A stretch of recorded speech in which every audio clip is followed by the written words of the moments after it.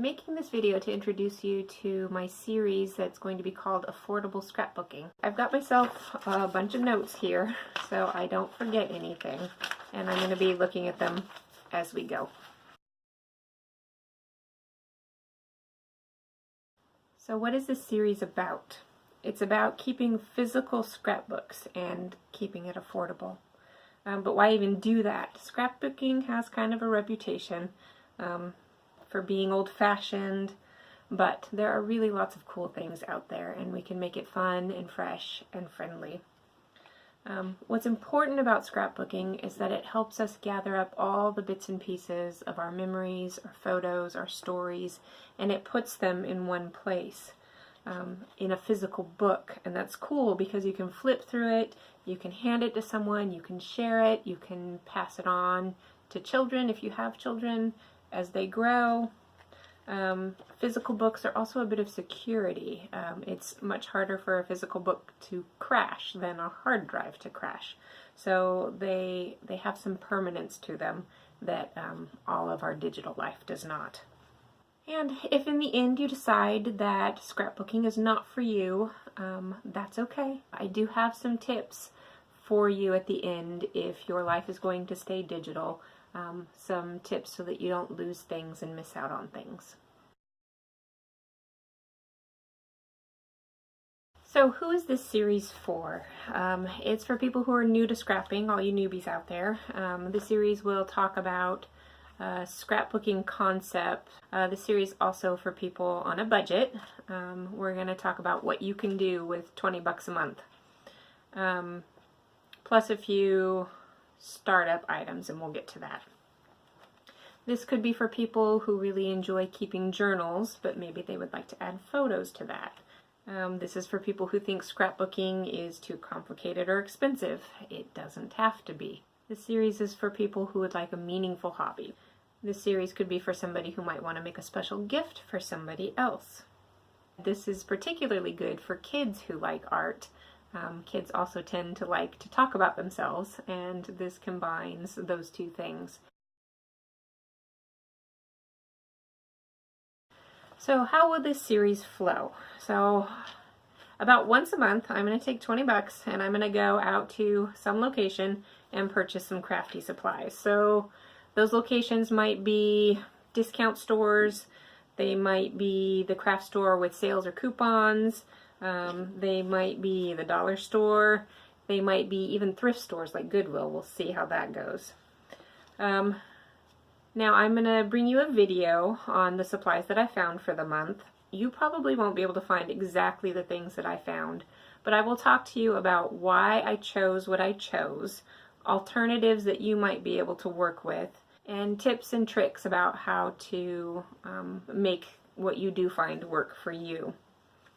So after that first video for the month of showing you what I found, I will bring you a second video showing you some of the projects I made with those supplies. So are we really going to do this thing for 20 bucks a month, or what I like to call, what are the limits and parameters of this series? So the idea is that each episode will build on the last one. So supplies that we bought last month, I will expect that you will have going forward. So watching the series in order will be important, and I will put a YouTube playlist up so that you can find them in order easily. Now I want this activity to be fair both to you and to me. So I've got a few constraints that I'm going to set for us. The first one is thinking about sales tax and shipping costs. When you're talking about being on a budget, $20 is a good amount of supply. So I'm really going to say that that 20 is for the supplies themselves, and that I'm not expecting that to cover tax or shipping fees. So I'm going to be buying things that I don't already own necessarily, so that this project is fair to me and that my $20 that I spend is actually being used.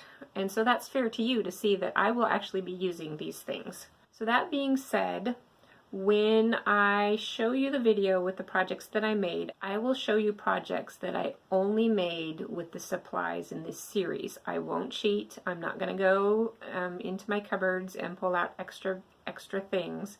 This is going to be fair to you so that you see what you can really do if you start from the beginning and build up your supplies, the kind of art that you can come up with at the end.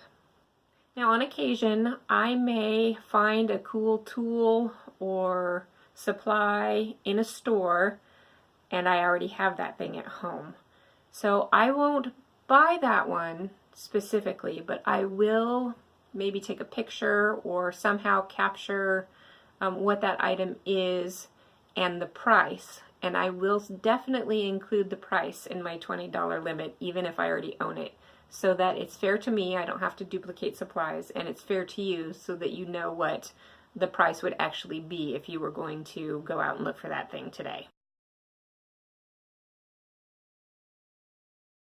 The things that I'm going to expect that you have in your house already are not going to be included anywhere in this $20 limit. So these are things that I'm expecting you already have. And if you don't already have them, they really should only be a few dollars, maybe at the dollar store or something like that. So a big pair of scissors.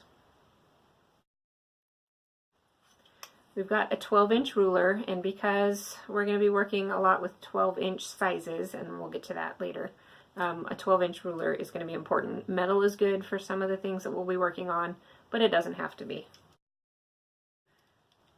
You're going to need a good ink pen, and I recommend a gel pen. These are pretty common these days, so find something that actually says gel on the package, that it's nicer than a standard ballpoint pen, and it'll make your projects look more finished and not budget. And not pictured here, you'll just need a regular pencil also. And then we're going to need a couple kinds of glue. We're going to need a wet glue for some of adding on some of the bits and bobs. And then we're going to use a glue stick. This is going to be mainly for the paper because wet glue will wrinkle your paper, so you want to stick with glue stick for that. Some kind of dark marker, and this could be a kid's marker or whatever. We're going to use this for some alphabet techniques and things like that. Now, a super helpful tool that you do not have to have, but it will make your life easier if you actually stick with this hobby, is a 12-inch paper trimmer. These come in lots of brands, shapes, colors, sizes.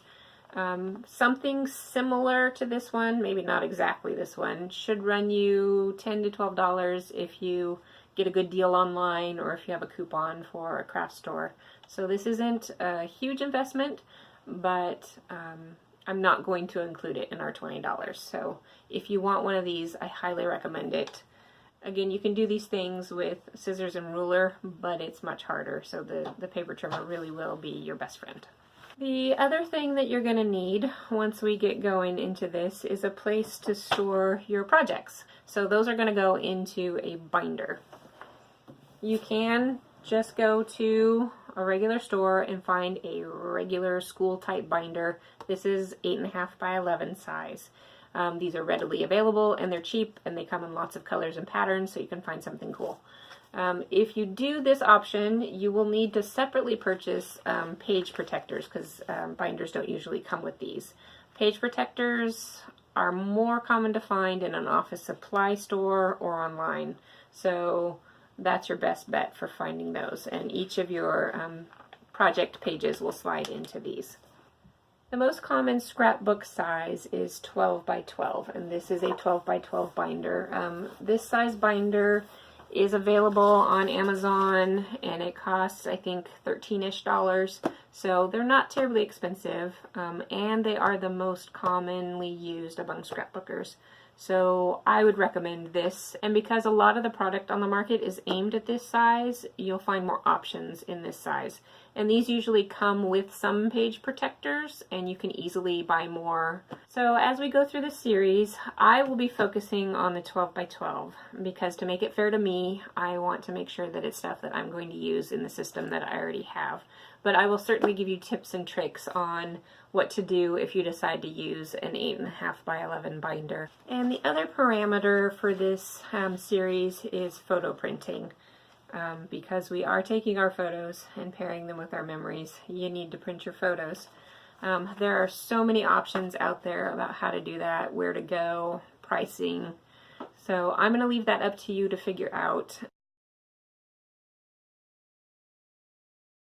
I wanted to talk to you a little bit about technology, so I'm going to go over some of that. So it's really easy to snap your photos and quickly share them on Instagram or Facebook or any of the social media platforms.